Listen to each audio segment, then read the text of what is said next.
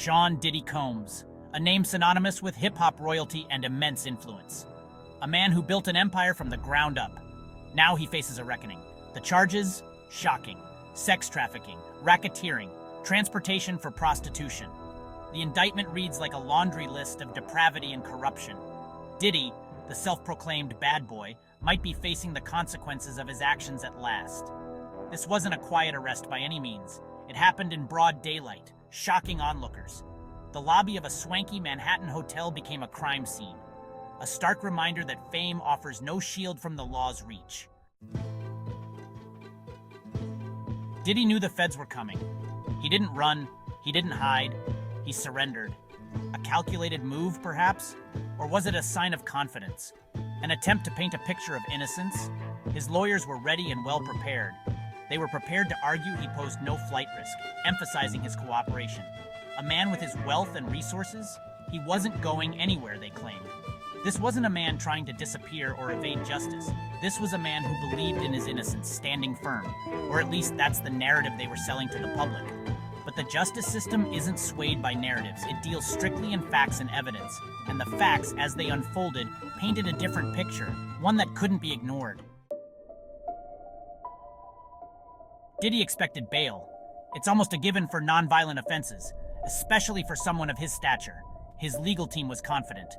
They argued he was not a danger to society. They presented their case. The judge listened. Then came the bombshell. Bail denied. The judge wasn't convinced. Something about the charges, the evidence, it all pointed to something more sinister. Diddy, the man who always had a plan, was now at the mercy of the courts. Section 4. The deafening silence. Where are his friends? The ones who toasted him in champagne? The ones who built empires alongside him? Silent. Deafeningly silent. A few tepid statements of support. Nothing more. Fear? Perhaps? Guilt? Maybe. The court of public opinion is swift and unforgiving.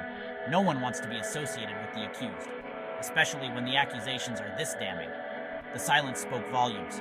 It whispered of secrets, of complicity, of a system built on exploitation.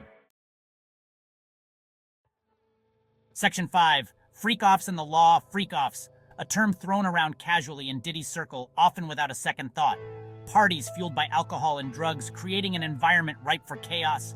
A toxic cocktail of power and exploitation, leaving a trail of destruction. But can you legislate morality in such complex situations?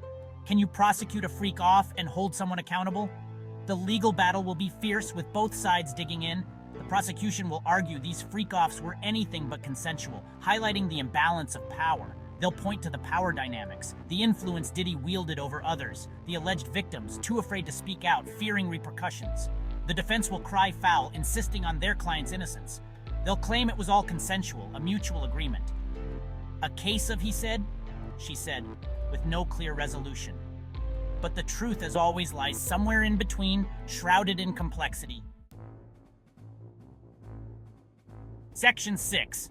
Diddy's reckoning. Diddy's legacy hangs in the balance. The charges against him are not just about legal transgressions. They strike at the heart of his carefully constructed persona. The self-made man, the hip-hop mogul, the philanthropist. This is bigger than Diddy. It's about the music industry, the culture of silence, the exploitation of women, the abuse of power. If convicted, Diddy faces a reckoning that could send shockwaves through the industry and force us all to confront the uncomfortable truths we've ignored for far too long.